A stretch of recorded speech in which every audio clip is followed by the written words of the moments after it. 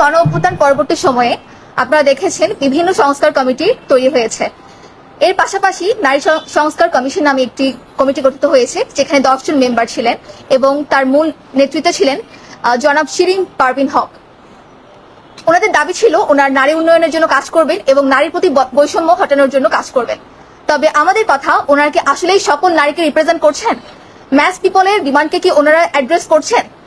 আমরা আজকের আলোচনায় দেখিয়ে দিব ওনারা ওনাদের কথিত ওনাদের যে দাবি অ্যাকচুয়ালি সেটা বেগ। ওনারা ম্যাস পিপলকে রিপ্রেজেন্ট করছেন না, বা ম্যাস পিপলের যে ডিমান্ড সেটাকে ফুলফিল করছেন না। শুরু করবো 24-এর গণ অভ্যুত্থান নিয়ে। যে আপনারা 313 পেজের প্রতিবেদনটিতে দেখবেন 1971 সালের বীরঙ্গনাদের সম্মাননার কথা বারবার এসেছে এবং আমরা এই সাধুবাদ জানাই। তবে 24 নিয়ে কোনো সিঙ্গেল কথা আমরা দেখতে পাই না। তাহলে কি 24-এর নারীরা নারী নয়? 24-এ যে নারী শহীদ হয়েছিলেন বা শহীদ যে ভাইরা ছিলেন, তাদের স্ত্রী, তাদের মা, যে শহীদ জননীরা আছে, তাদের পুনর্বাসন নিয়ে, তাদের ট্রমা হিলিং নিয়ে প্রস্তাবনা কোথায়? আমি পার্সোনালি এমন নারীকে চিনি যিনি একজন হোম মেকার ছিলেন। জুলাইয়ে তিনি রাজপথে ছিলেন, তার ছোট্ট বাচ্চাকে নিয়ে তিনি প্রতিদিন রাজপথে ছিলেন, কিন্তু এখন ওনাকে রেগুলার বেসিসে সাইকিয়াট্রিস্ট হেল্প নিতে হচ্ছেন। ওনার বাবা, ওনার হাজবেন্ড সলভেন্ট বলে ওনার পক্ষে এটা পসিবল হচ্ছে। তবে আমাদের শ্রমিক ভাইদের ওয়াইফের কি অবস্থা? আমাদের শ্রমিক ভাইদের মায়েদের কি অবস্থা? একমাত্র উপার্জনক্ষম ছেলেকে হারিয়ে সেই মায়ের এখন কি অবস্থা? নারী অধিকার কমিশনকে একবারও জানতে চেয়েছেন? বা তাদের প্রস্তাবনায় কি আমরা এই প্রতিফলন দেখেছি? দেখতে পাইনি। শিরিন পারভিন হককে যখন সাংবাদিক প্রশ্ন করেছিলেন একটি টক শোতে যে আপনারা ধর্মীয় আইনকে বৈষম্যমূলক বলছেন, ধর্মীয় আইন নারীর প্রতি জুলুম সৃষ্টি করে, তো আপনারা যে ধর্মীয় আইনের সংস্কার চাচ্ছেন, সেই সংস্কারের মধ্যে, সেই সংস্কার কমিটিতে কোনো আলেম ওলামা বা ধর্মীয় স্কলারকে রাখার প্রয়োজনীয়তা বোধ করেনি বা কেন রাখেননি?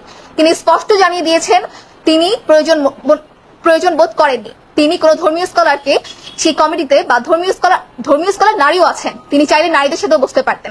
আপনারা পিছনে যে প্রস্তাব সুপারিশ ফর্মটা আছে সেখানে দেখবেন তিনি বিভিন্ন সংগঠনের সাথে বসেছেন, উদীচী, ছায়ানট সহ প্রত্যেকটা সংগঠনের সাথে বসেছেন। তো আমাদের আলিম ওলামারা কোথায়? বা আমাদের যে নারী স্কলার আছেন ওনারা কোথায়? শিরিন পারভিন হককে জনাব নাসিমা আপা যখন জিজ্ঞাসা করেছিলেন যে ধর্মীয় সংস্কার যে করতে চাচ্ছেন, তো ধর্মীয় আইনগুলো তো আমাদের বিশ্বাস, তখন তিনি বলে দেন যে কোন ধর্ম? আমি তাকে প্রশ্ন করতে চাই, আপনি যে ধর্ম সেই ধর্ম, আপনি কি আপনার ধর্ম ভুলে গিয়েছেন? আপনি কেন প্রশ্ন করছেন যে কোন ধর্ম? দেখুন, আমরা বলতে চাই আমাদের দেশের বেশিরভাগ মানুষ তাদের ফেইথকে আঁকড়ে ধরে, তাদের ফেইথের মাধ্যমে তাদের জীবনযাত্রা পরিচালনা করে। আমাদের ফেইথই আমাদের ট্র্যাডিশন, আমাদের ফেইথই আমাদের কালচার। আপনারা আজকে আমাদের যে প্ল্যাটফর্মের নাম ট্র্যাডিশনাল শি, ওইখান থেকে আপনারা একটা ভিউ পেয়ে যাবেন বা কনসেপ্ট পেয়ে যাবেন যে আমাদের ম্যাস পিপল, আপনারা যদি নারীদেরকে দেখেন বা জুলাইয়ে যদি আপনি রাজপথে দেখেন যেসব নারীরা চলে এসেছিলেন, আপনি তাদের কাছে গিয়ে জিজ্ঞাসা করুন তারা কি চায়। তারা অবশ্যই ধর্মকে তাদের লাইফে চায়, তাদের জীবন ব্যবস্থা হিসেবে চায়, তাদের কালচার, তাদের ট্র্যাডিশন, তাদের মোরালিটি সবকিছুকে শেপ করে ফেথ। সেই ফেথকে আপনি বাদ দিয়ে, এতগুলো মানুষের দাবিকে বাদ দিয়ে আপনি কখনোই বলতে পারেন না যে আপনি ম্যাস পিপলকে রিপ্রেজেন্ট করছেন, আপনি নারী উন্নয়ন করছেন, নারীর প্রতি বৈষম্য ঘটাচ্ছেন। আমি এখানে দুটো পয়েন্ট নিয়ে কথা বলবো, আমার ফিলোমেট্রা বাকি পয়েন্টস নিয়ে কথা বলবে। 41 থেকে 45 নম্বর পেজে নারী সংস্কার কমিশনে বারবার এসেছে পাহাড়িদের যে জীবনযাত্রা বা পাহাড়িদের যে আইনি ব্যবস্থা সেটা নিয়ে। 41 থেকে 45-এ বেশ কয়েক জায়গায় ওনারা বলেছেন যে পাহাড়িদের যে নিজস্ব গোত্রভিত্তিক আইনি ব্যবস্থা আছে সেগুলো যাতে মেইন স্ট্রিম যে আইন ব্যবস্থা আছে তার সাথে ইন্টিগ্রেট করা হয়। ইভেন এমন কথাও বলা হয়েছে, এমন প্রস্তাবনাও দেওয়া হয়েছে, কোন পাহাড়ির সাথে যদি কোনো নন পাহাড়ির মামলা হয় এবং সেই মামলা নিরসনের ক্ষেত্রে সেখানে যাতে একজন দোভাষী নিযুক্ত করা হয় এবং পাহাড়িকে যাতে তার গোত্রভিত্তিক আইনের মাধ্যমে সেই মামলা নিরসন করা হয়। আপনার 45 নম্বর পেজে গেলে দেখতে পারবেন। তার মানে ওনারা পাহাড়ের কৃষ্টি, কালচার, ট্র্যাডিশন, তাদের ফেইথ, ভ্যালু সবকিছুর প্রতি সম্মানজনক পজিশন রাখছেন। তাহলে আমরা কোথায়? আপনি পাহাড়িদের প্রতি, পাহাড়িদের গোত্রভিত্তিক আইনের প্রতি, তাদের ভ্যালুজের প্রতি, তাদের ট্র্যাডিশনের প্রতি, তাদের কালচারের প্রতি একটা সম্মানজনক মনোভাব রাখছেন। ইনফ্যাক্ট নন পাহাড়িদের সাথে মামলা নিরসনের ক্ষেত্রেও আপনি চাচ্ছেন সেখানে যাতে তাদের আইন দ্বারাই তাদেরকে ট্রিট করা হয়, একজন দোভাষী নিযুক্ত করা হয়। তো বাংলার এতগুলো মানুষ যে ধর্মটাকে পালন করছে বা ধর্মটাকেই তাদের ট্র্যাডিশন, কালচার হিসেবে চিন্তা করছে, তাদের জীবনযাত্রা হিসেবে বেছে নিয়েছে, তাদের দাবি কোথায়? বা তাদের আইনগুলোকে কেন আপনার কাছে মনে হচ্ছে যে নিছক একটি বৈষম্যমূলক আইন? আপনি ধর্মকে নিছক যদি রোজা এবং নামাজ হিসেবে ট্রিট করেন সেটা আপনার ব্যক্তিগত ব্যাপার, কিন্তু আমরা এখানে ট্র্যাডিশনাল শি বলে দিতে চাই ধর্মই আমাদের ট্র্যাডিশন, ধর্মই আমাদের কালচার, ধর্মই আমাদের জীবন ব্যবস্থা এবং আমাদের মোরালিটিকে, আমাদের জীবন ব্যবস্থাকে শেপ করে আমাদের ধর্ম। এবং আপনি আমাদের ফেথকে, আমাদের ফেইথের এগেইনস্টে গিয়ে যদি কোনো আইনের কথা বলেন, তার মানে আপনি আমাদেরকে রিপ্রেজেন্ট করছেন না। আপনি বাংলার বেশিরভাগ মানুষকে, বেশিরভাগ নারীকে রিপ্রেজেন্ট করছেন না। ওনারা বলতে চাচ্ছে ওনারা ধর্ম যেহেতু বৈষম্য, ধর্ম যেহেতু নারীর প্রতি জুলুম সৃষ্টি করছে তাদের ভাষ্য মতে, তাই ওনারা একটি ইউনিফর্ম ল চাচ্ছেন বা সিভিল ল চাচ্ছেন, অর্থাৎ ধর্মীয় আইন ঐচ্ছিকভাবে থাকবে, ধর্মীয় আইন থাকবে এবং পাশাপাশি ওনারা একটি সিভিল কোড চাচ্ছেন। এই সিভিল কোড ওরা 4টা সেক্টরের প্রস্তাবনা দিয়েছেন: বিয়ে, বিবাহ বিচ্ছেদ, উত্তরাধিকার এবং অভিভাবকত্ব। এই 4টি সেক্টরে ওনারা একটি সিভিল বা ইউনিফর্ম ল চাচ্ছেন বা অভিন্ন আইন চাচ্ছেন, যে অভিন্ন ল ঐচ্ছিকভাবে প্রত্যেকটি মানুষের উপর প্রযোজ্য হবে, প্রত্যেকটি নারীর উপর প্রযোজ্য হবে, হিন্দু, মুসলমান, খ্রিস্টান, বৌদ্ধ নির্বিশেষে সবার উপর প্রযোজ্য হবে। আমার দুটো প্রশ্ন, আপনি যে অভিন্ন লয়ের কথা বলছেন, এই অভিন্ন লয়ের বেস কি হবে? যেমন আমি ইসলাম ধর্মের অনুসারী, আমার ধর্মের বেস হচ্ছে আমার কোরআন সুন্নাহ। যিনি হিন্দু ধর্মের, তার ধর্মগ্রন্থ অনুযায়ী তার ল। যিনি খ্রিস্টান, তার বাইবেল বা তাদের যে ধর্মগ্রন্থ তাদের অনুযায়ী। তো আপনি যে অভিন্ন ল নিয়ে আসছেন, সেই লয়ের বেস কি? সেই লয়ের কথা আপনি বলতে গিয়েছেন যে বিভিন্ন দেশের মডেল। এখন বিভিন্ন দেশের মডেলকে আপনি কি হবে, যেমন আপনি কোন মডেলকে ফলো করবেন? ইউরোপিয়ান কান্ট্রিগুলোর মডেল, আমেরিকার মডেল, নাকি মিডল ইস্টের মডেল, নাকি ইস্টার্ন কান্ট্রিগুলোর মডেল? এখানে আরো প্রশ্ন থেকে যায় যে আপনি যদি এখন দেখেন আমি যদি ইউরোপিয়ানদের কথা চিন্তা করি, যে ইউরোপিয়ানদের মধ্যে খোদ তাদের কৃষ্টি কালচার, তাদের ট্র্যাডিশন, তাদের ফেথকে অবলম্বন করে তাদের আইনের মধ্যে কিন্তু বিভিন্ন ডিফারেন্স আমরা দেখতে পাই। তারা কিন্তু এক আইন দিয়ে পুরো ইউরোপ কিন্তু চলছে না। আপনি যদি এখন বলেন যে আপনি আফ্রিকার একটা ল বাংলাদেশে ইমপ্লিমেন্ট করে দিবেন, আফ্রিকার ট্র্যাডিশনের সাথে, আফ্রিকার মানুষের জীবন ব্যবস্থার সাথে, আফ্রিকার অর্থনৈতিক অবস্থার সাথে, মানুষের চিন্তা চেতনার সাথে, ভৌগোলিক অবস্থানের সাথে বাংলাদেশ কি মিলে? তাহলে আপনি এই যে মডেল উপস্থাপন করতে চাচ্ছেন বা আপনি যে একটা অভিন্ন ল বানাতে চাচ্ছেন, এর বেস সম্পর্কে আপনার কোনো রিসার্চ কেন নেই? আপনি কেন জানাতে চাচ্ছেন না যে এই মডেলের বেস কি হবে? দেন সেকেন্ড প্রশ্ন, আপনি বলছেন যে সিভিল ল আসবে এন্ড যে চাই ধর্মীয় ল পালন করবে, যে চাই সিভিল ল অনুযায়ী তার আইনি ডিস্ট্রিবিউশনটা হবে, উত্তরাধিকার, ইনহেরিটেন্স বলেন, বিয়ের ক্ষেত্রে বলেন। এখানে আমি আপনাকে একটা উদাহরণ দেই। একই পরিবারের মধ্যে ভাই বোন, ভাই চাচ্ছেন ধর্মীয় ল অনুযায়ী, বা আমি উল্টাটাই বলি, ভাই চাচ্ছেন সিভিল ল অনুযায়ী, আপনাদের প্রস্তাবিত ইয়া অনুযায়ী 50-50। বোন, তিনি ধর্মপ্রাণ মুসলমান, তিনি চাচ্ছেন না ইসলাম আমাকে যে অধিকার আইন দিয়েছে আমি সেই অনুযায়ী আমার ইনহেরিটেন্স লটা, সম্পত্তিটা চাচ্ছি। সেক্ষেত্রে আপনি এখানে সলভ কিভাবে করবেন? আপনি সেখানে কোন লটা, সিভিল ল মানা হবে নাকি ধর্মীয় ল মানা হবে? এই যে ক্যাওস, আপনি এই ক্যাওসের মধ্যে আপনি কেন ক্যাওস সৃষ্টি করছেন? অথচ আপনি যদি এই প্রস্তাবনার কিন্তু আরো অনেক ভালো, মানে আপনি যে প্রস্তাবনা চাচ্ছেন যে নারীরা যাতে তাদের প্রাপ্য হকটা বুঝিয়ে পায়, যদি আমার একটা মনে হয় না আপনি জাস্ট এখানে আপনাদের মডেলটাকে, ইনফ্যাক্ট আপনাদের যে নারীর ডেফিনেশন, সেই নারীদের যে প্রস্তাবনা সেগুলোকেই বারবার আনতে চাচ্ছেন।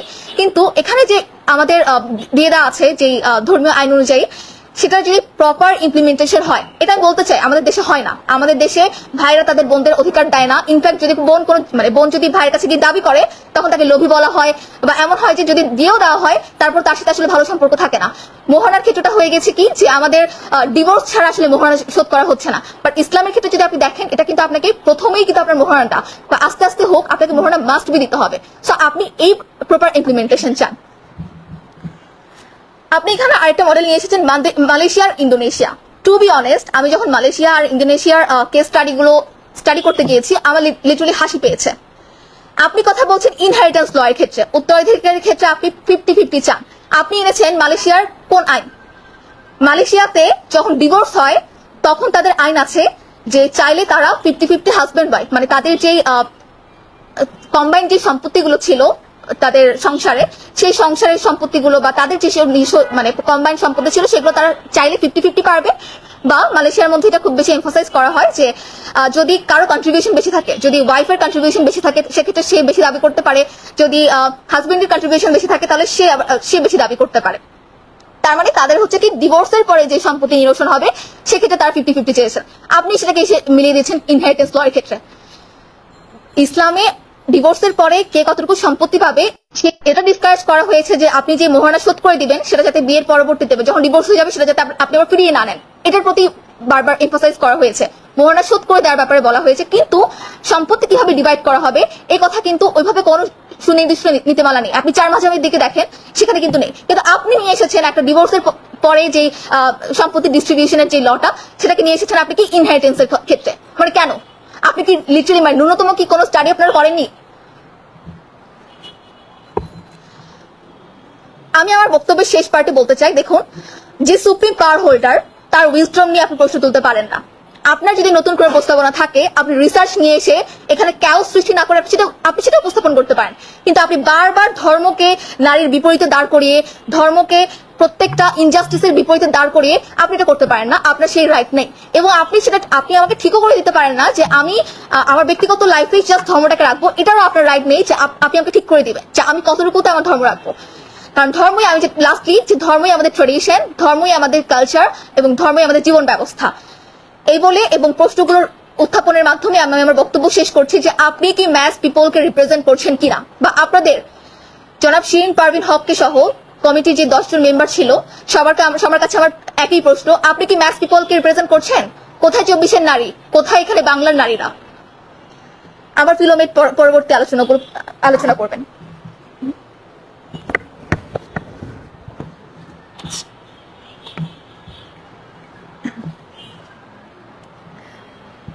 আমি নারী সংস্কার কমিশনের একটি সুনির্দিষ্ট প্রস্তাবনার উপরে আলোকপাত করতে চাচ্ছি, সেটা হচ্ছে যৌনকর্মীদেরকে শ্রমিক হিসেবে স্বীকৃতি প্রদান। এখন বিষয়টা প্রথমত আমাদের কাছে খুবই মানবিক দৃষ্টির দিক থেকে মনে হচ্ছে যে এটা খুবই যুক্তিযুক্ত। এখান থেকে আমাদের যৌনকর্মী যারা আছেন তারা অনেক বেশি লাভবান হবেন, কিন্তু এখানে কিছু প্রশ্ন থেকে যাচ্ছে। প্রথমত, যারা আমাদের এখানে যৌনকর্মী আছেন তারা কি স্বেচ্ছায় এই পেশায় আসছেন? সেটা কিন্তু আমরা এখানে তাদের যেই প্রতিবেদন তার উত্তর কিন্তু এখানে আমরা পাইনি। এবং দ্বিতীয়ত, আমার নারী সংস্কার কমিশনের প্রতি কিছু প্রশ্ন রয়েছে যে আপনারা এই যে একটি প্রস্তাবনা করলেন, এর সপক্ষে আপনাদের কাছে কি কোনো ডেটা রয়েছে, অথবা আপনারা কি কোনো রিসার্চ করেছেন? সেই রিসার্চের আউটকাম কি? তার কোনো কিছুই তো আপনারা আপনাদের প্রতিবেদনে উল্লেখ করেননি। আচ্ছা, এই প্রশ্নগুলো বাদ দিই। এবার যদিও আমাদের অনেক সময় স্বল্পতা ছিল, যার কারণে আমরা ফিল্ডে যে আমাদের কোনো রিসার্চ করতে পারিনি, তবে অলরেডি বেশ কিছু রিনাউন্ড মিডিয়ার যারা তাদের ডকুমেন্টারি প্রকাশ করেছে এই টপিকের উপরে, তাদের বেশ কিছু বিষয়ের উপরে আমি আলোকপাত করতে চাচ্ছি। স্পেশালি এই মিডিয়াগুলোর মধ্যে রয়েছে বিবিসি, সিএনএ, আল জাজিরা। বাংলাদেশের দৌলতদিয়ার দিকে তাকান। দৌলতদিয়ার যে যৌনপল্লী রয়েছে সেখানে হাজারে হাজারে কর্মী রয়েছে যারা এই যৌন পেশার সাথে সংযুক্ত। এবার তারা এখানে কিভাবে আসছে? বেশিরভাগ প্রতিবেদনই উঠে এসেছে তাদেরকে হয় মানব পাচারের মাধ্যমে এখানে নিয়ে আসা হয়েছে, নয়তো প্রেমিকের মাধ্যমে প্রতারণার শিকার হয়ে তারা এসেছে, নয়তো তাদেরকে চাকরির প্রলোভন দেখিয়ে এই পেশায় নিযুক্ত করা হয়েছে।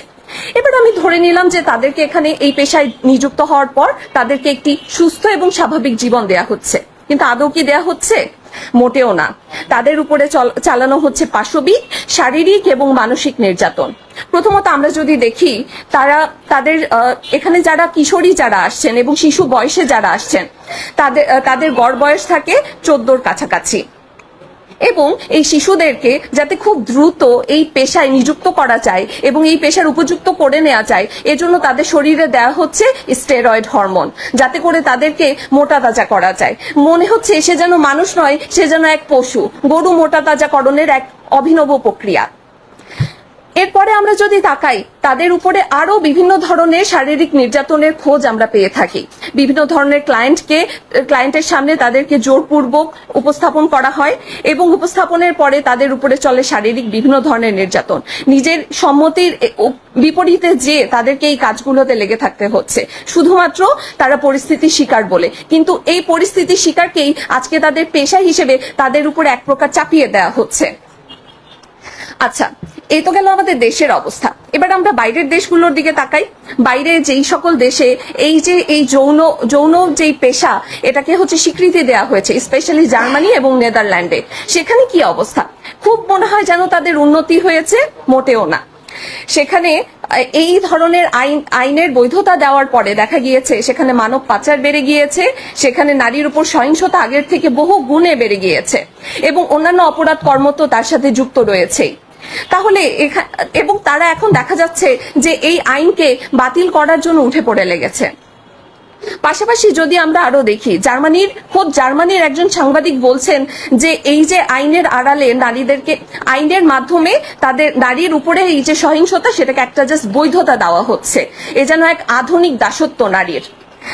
তো দিন শেষে যেই জিনিস পশ্চিমা বিশ্ব ছুঁড়ে ফেলে দিচ্ছে, সেই জিনিস আমাদের এখানে নারী সংস্কার কমিশন কোনো রকম রিসার্চ ছাড়া, কোনো রকম ডেটা কালেকশন ছাড়া, কোনো রকম মতামত গ্রহণ ছাড়া তারা জাস্ট আমাদের উপরে চাপিয়ে দিতে চাচ্ছে। তো দিন শেষে আমি শুধু এটাই বলতে পারি যে এই যে নারীর উপরে যে সহিংসতা, এটা শুধু পুঁজিবাদী এবং অন্যান্য পুঁজিবাদীদের জাস্ট নারীদের ভোগ করার একটা মাধ্যম হিসেবে তুলে ধরা হয়েছে, আর কিছু নয়। এবং পাশাপাশি আমরা যদি দেখি যে এটা নারীদের প্রতি যেই সহিংসতা এবং জুলুম হচ্ছে, যেই নারীদের প্রতি যেই শোষণ হচ্ছে, সেটাকে জাস্ট একটা পেশার নাম দিয়ে সেটাকে বৈধতা দেওয়া হচ্ছে, যেটার কোনো অর্থ আসলে থাকে না। আমি পরিশেষে একটা প্রশ্ন জাস্ট করে যেতে চাই, আজকে যদি এই পেশাকে, এই যে যৌন এটাকে আমি পেশা বলতে রাজি না, যদি এটাকে পেশা হিসেবে স্বীকৃতি দেওয়া হয়, তাহলে আপনি কি আপনার ঘরের মা বোনকে এই পেশায় পাঠাবেন? আর উল্টো ভাবে আমি যদি দেখি, আপনার পরিবারে আপনার স্বামী, আপনার ছেলে এই পেশা গ্রহণের জন্য সেই নারীদের কাছে যাচ্ছে, সেটাকে আপনি মেনে নেবেন? আমি এই দুটো প্রশ্ন রেখে আমার বক্তব্য আজকে শেষ করছি। আমার টিমমেট বাকি বিষয়ে কথা বলবেন।